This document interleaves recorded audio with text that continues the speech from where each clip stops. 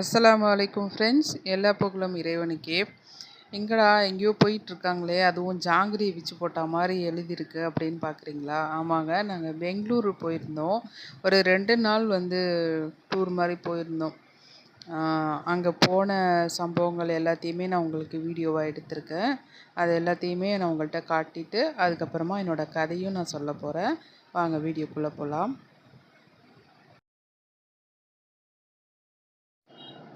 பெங்களூரில் நாங்கள் முதல்ல போய் பார்த்த இடம் ஜூ. ஜூனா விலங்குகளை கூண்டுக்குள்ளார வச்சுக்கிற ஜூ இல்லை. விலங்குகள் காட்டில் நடமாடிட்டு இருக்குது. அந்த காட்டுக்குள்ளார போய் நாங்கள் போய் மிருகங்களை பார்த்தோம். இந்த மாதிரி சஃபாரியில் தான் ஏற்றி கொண்டு போய் காமிச்சாங்க. அதுக்கு தனியாக சார்ஜ் பண்ணுறாங்க. ஃபஸ்ட்டு மான் தான் நிறையா இருந்துச்சு.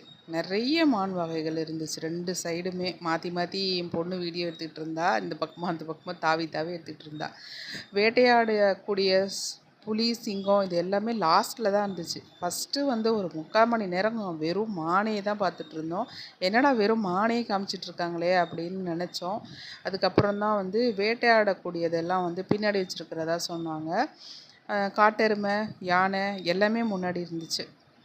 இப்படி பார்த்துட்டே போயிட்டுருந்தோம். செம்ம என்ஜாய்ங்க. எனக்கு இந்த ஃபஸ்ட் டைம் நான் இந்த மாதிரி காட்டுக்குள்ளார போய் மிருகங்களை பார்க்குறேன். கூண்டுக்குள்ளார வச்சு பார்க்குறத விட இந்த மாதிரி காட்டில் வச்சு மிருகங்களை சுதந்திரமாக நடமாட விட்டு பார்க்குறது ரொம்ப ரொம்ப என்ஜாய் பண்ணிட்டு பார்த்துட்ருந்தோம். 2 நாள் தான் அப்படின்னாலும் செம்ம என்ஜாயாக இருந்துச்சு. ரொம்ப மனசுக்கு ரிலாக்ஸாக இருந்துச்சு. நீங்களும் என்னோட சேர்ந்து இதை என்ஜாய் பண்ணுவீங்க அப்படின்னு நம்பிட்டு என்னுடைய கதையை நான் தொடர்ந்து சொல்ல ஆரம்பிக்கிறேன். வீடு கட்ட போகிறோம் அப்படின்னு சொன்னேன் இல்லையா?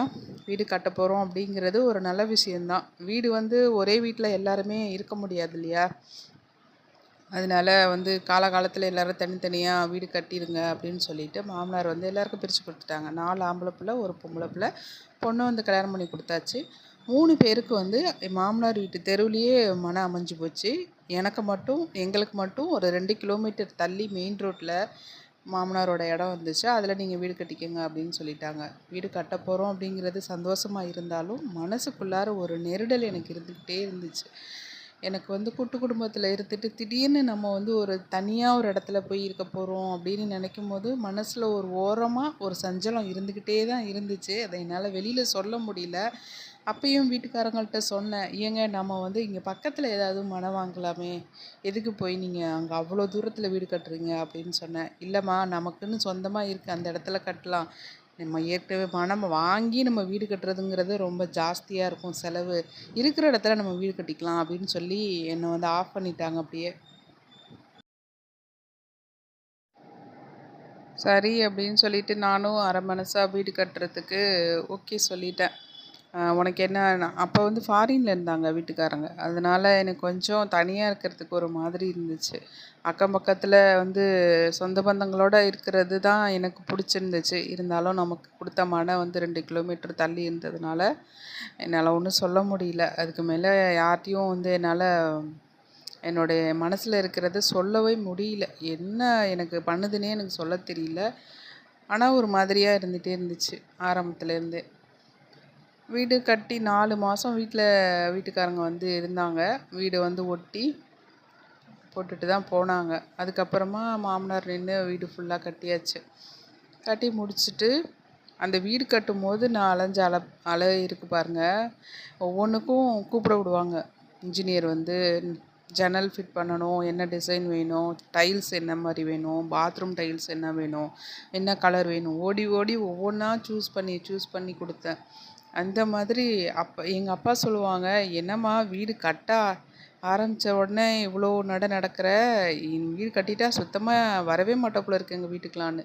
பாருங்க, புலி ஒன்று எப்படி ராஜ நட போட்டு ரோட்டில் வந்துட்டுருக்கு பாருங்க. சிங்கம் தான் ராஜ நட போடும், ஆனால் இங்கே புலி ராஜ நட போட்டு வந்துட்டு இருந்துச்சு. எங்களை பார்த்தோன்னே அப்படியே காட்டுக்குள்ளே போயிடுச்சு. அப்பா அப்படி சொன்னோன்னே, என்னப்பா அப்படி சொல்கிறீங்க, அந்த மாதிரிலாம் இல்லை, எனக்கு வீடு கட்டி முடிக்கிற வரைக்கும் ஒரே டென்ஷனாக இருக்குது, என்னான்னு தெரியல அப்படின்னு சொன்னேன். எங்கள் அப்பாவும் சொன்னாங்க, இவ்வளோ தூரத்தில் வீடு கட்டுறீங்க, அது எனக்கு நல்லதாக படலை, நீங்கள் அந்த தெருவுலேயே ஏதாவது ஒரு மனை பார்த்து கட்டினா நல்லாயிருக்கும்னு அப்பா அப்போவே சொன்னாங்க. என்னோடய மனநிலை எங்கள் அப்பாவுக்கு தானே தெரியும். அதனால என்னவோ தெரியல, நான் எதுவும் சொல்லலை அப்பாக்கிட்ட. ஆனால் அப்பாவே சொன்னாங்க. அதுவும் எடுபடலை. சரி, நம்மளுக்கு அவ்வளோதான் அப்படின்னு சொல்லிட்டு விட்டாச்சு. சிங்கத்தை பாருங்கள் எப்படி படுத்து கிடக்குன்னு. எல்லாம் நாங்கள் போனப்போ சாப்பிட்டுட்டு எல்லாம் சோம்பேறித்தனமாக தூங்கிட்டு இருந்துச்சு. ஒன்று கூட ஒரு உற்சாகமாக ஒரு சுறுசுறுப்பு இல்லாமல். சிங்கம்னா எப்படி இருக்கும், எப்படி படுத்து கிடக்கு பாருங்க ரோட்டில். ரொம்ப நேரம் அப்படியே இதை பார்த்துட்டே இருந்தோம். கூண்டுக்குள்ளார தான் பெண் சிங்கம்லாம் போட்டு வச்சுருந்தாங்க. வெளியில் தான் ஆண் சிங்கம் சுற்றிட்டு இருந்துச்சு இல்லை, படுத்து இருந்துச்சு.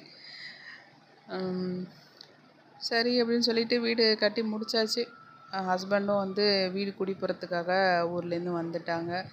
ஒரு 10 நாளுக்குள்ளார வீடு குடி போகலாம் அப்படின்னு சொல்லிட்டு பிளான் பண்ணி எல்லாருக்கும் ஃபோன்லேயே சொல்லிட்டேன். நேரில் போய் யாரையும் கூப்பிட முடியல. எல்லாருக்குமே ஃபோனில் சொல்லி எல்லாருமே சொன்னவங்க எல்லாருமே வந்திருந்தாங்க. வீடு குடி போய் அன்றைக்கி நைட்டு என்னோடய ரூமில் போய் நான் போய் படுக்கிறேன். எனக்கு தூக்கம் வர மாட்டேங்குது. இன்றைக்கி நைட்டே எங்கள் ஹஸ்பண்ட்ட சொன்னேன், எனக்கு இந்த வீடு பிடிக்கல, நான் பழைய வீட்டுக்கே போயிடுறேன் அப்படின்னு சொன்னேன். அவங்களுக்கு அப்படியே ஷாக் ஆகிடுச்சு. என்னம்மா சொல்கிற அப்படின்னாங்க. இல்லைங்க, எனக்கு இந்த வீடு சுத்தமாக பிடிக்கல, எனக்கு இங்கே இருக்க பிடிக்கல, நான் வந்து பழைய வீட்டுக்கு போயிடுறேன் அப்படின்னு சொல்லவும் அவங்களுக்கு என்ன சொல்கிறதுனே தெரியல. பயங்கர ஷாக் ஆகிட்டாங்க அவங்க.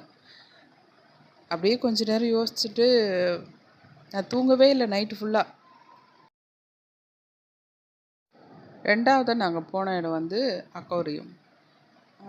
இது வந்து மீன் கண்காட்சின்னு சொல்லுவாங்கள்ல, அந்த மாதிரி இடம். செம்ம சூப்பராக இருந்துச்சு. நல்ல லைட் செட்டிங்கோட வெளிநாடு போன மாதிரி ஒரு ஃபீல் இருந்துச்சு. செமையாக இருந்துச்சு. நீங்களும் பாருங்கள். அன்றைக்கி நைட் ஃபுல்லாக நான் தூங்கவே இல்லை, ஹஸ்பண்டும் தூங்கலை. ஏன்னா நான் சொன்ன விஷயம் அப்படி. மறுநாள் காலையில் எந்திரிச்சு சொன்னாங்க, நான் உனக்கு எவ்வளோ பாதுகாப்பாக ஒரு கோட்டை மாதிரி வீடு கட்டி கொடுத்துருக்கம்மா, நீ இதில் இருக்க மாட்டேன்னு சொல்கிற, நான் எவ்வளோ கஷ்டப்பட்டேன்னு உனக்கே தெரியும், என்ன குறைச்சோம் உனக்கு இங்கே அப்படின்னு. எனக்கு எல்லாமே குறைச்சலாக தெரியுது. ஜனங்கள் நடமாட்டமே இல்லை. நான் வந்து இருந்தது வந்து ஒரு சரியான குக்கிராமம், எந்த ஒரு வசதிகளும் இல்லாத ஒரு கிராமம். மெயின் ரோட்டில் இருந்தேன்னு தான் பேர். ஆனால் சுற்றிலும் வீடு கிடையாது. எந்த வீடுமே கிடையாது. பக்கத்தில் நின்று ஒரு நெருக்கமாக தெருவு மாதிரி இருக்காது. மெயின் ரோடாக இருக்கிறதுனால அங்கங்கே ஒரு வீடு இருந்துச்சு. எனக்கு வந்து அந்த இடம் ரொம்ப புதுசாக இருந்துச்சு. என்னால் இருக்கவே முடியல அங்கே. எப்படி நான் இருந்தேனே எனக்கு தெரியல. ஒரு 13 நாள் அந்த புது வீட்டில் வந்து ஹஸ்பண்ட் இருந்தாங்க. 13வது நாள் வந்து வெளிநாடு போயிட்டாங்க. அதுக்கப்புறம் தான் எனக்கு ரொம்ப பெரிய பிரச்சனையே ஆரம்பமாச்சு. இந்த இடம் எவ்வளோ சூப்பராக இருக்குது பாருங்களேன். எவ்வளோ சூப்பராக செட் பண்ணியிருக்காங்கல்ல. இன்னும் ஒரிஜினலாக இருக்கிற மாதிரி இருக்குது. வீட்டுக்காரங்க இருக்கிற வரைக்கும் கொஞ்சம் அட்ஜஸ்ட் பண்ணி இருந்துட்டேன். அவங்க போனதுக்கப்புறம் சுத்தமாக என்னால் அந்த வீட்டில் இருக்கவே முடியல. என் மாமியார் வீட்டில் ஒரு பழக்கம் இருந்துச்சு. எல்லாருமே ஹாலில் தான் படுத்திருப்போம். அதே மாதிரி இங்கே புது வீட்டுக்கு வந்ததுக்கப்புறம் நானும் என் பொண்ணும் மட்டும்தான். மாமியார் வந்து நைட்டில் துணைக்கி படுத்துக்குவாங்க. இந்த அருவியை பாருங்களேன் எவ்வளோ அழகாக இருக்குது அப்படின்னு. நான் உண்மையிலேயே பார்க்கும்போது அருவி மாதிரியே இருக்குல்ல. ஆனால் இது வந்து ஒரு கண்ணாடி பொட்டிக்குள்ளே சின்னதாக ஒரு அருவி செட் பண்ணியிருந்தாங்க. அதான் இது. பார்க்க எவ்வளோ அழகாக இருக்குது. உண்மையான அருவி மாதிரியே இருந்துச்சுல்ல. இந்த இடத்த பாருங்களேன். இது வந்து ஒரு கண்ணாடி வளைவு. மேலேயும் மீன்கள் இருக்கும். நம்ம அந்த கண்ணாடி கூண்டுக்குள்ளார போகணும், நடந்து போகிற மாதிரி இருக்கும். அந்த மாதிரி செட் பண்ணியிருந்தாங்க. செம்மையாக இருந்துச்சுங்க பார்க்கறதுக்கு. நீங்களும் ஒரு தடவை ட்ரை பண்ணி பாருங்கள். பெங்களூர் போனீங்கன்னா இந்த இடம்லாம் போய் பார்த்துட்டு வாங்க. நைட்டில் வந்து மாமியார் படுத்துப்பாங்க. காலையில் விடிய காலையில் ஒரு 5:30 மணி 6 மணிக்கெலாம் அவங்க எந்திரிச்சு வீட்டுக்கு போயிடுவாங்க. ஏன்னா மாமனார் இருக்கிறனால அவங்க டெய்லியுமே வீட்டுக்கு போயிடுவாங்க. எனக்கு வந்து காலையில் ஸ்கூலுக்கு பொண்ணு 7:30 மணிக்கு போனா அப்படின்னா சாயங்காலம் வந்து 5 மணிக்கு தான் அவள் வருவாள். அந்த இடைப்பட்ட நேரத்தில் நான் மட்டும்தான் இருக்கணும். வேறு யாருமே எனக்கு பேச்சு துணைக்கு ஆள் கிடையாது. அது எனக்கு ரொம்ப மனசை பாதிச்சிருச்சு. ஏன்னா கலகலன்னு கூட்டு குடும்பத்தில் குழந்தைங்களோட இருந்துட்டு தனியாக கொண்டாந்து என்னை ஒரு சுடுகாட்டில் விட்டா மாதிரியே ஒரு ஃபீல் இருந்துச்சுங்க. உண்மையிலே எனக்கு அப்படி தான் இருந்துச்சு.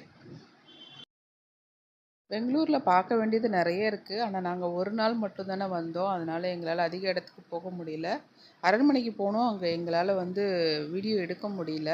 அடுத்ததாக நாங்கள் வந்து ஒகேனக்கல் போகலாம் அப்படின்னு சொல்லிட்டு ஒரு பிளான் போட்டிருக்கோம். இன்ஷா அல்லாஹ் ஒகேனக்கல்லில் வந்து என்னுடைய கதையை நான் தொடர்ந்து சொல்கிறேன். இன்ஷா அல்லாஹ்.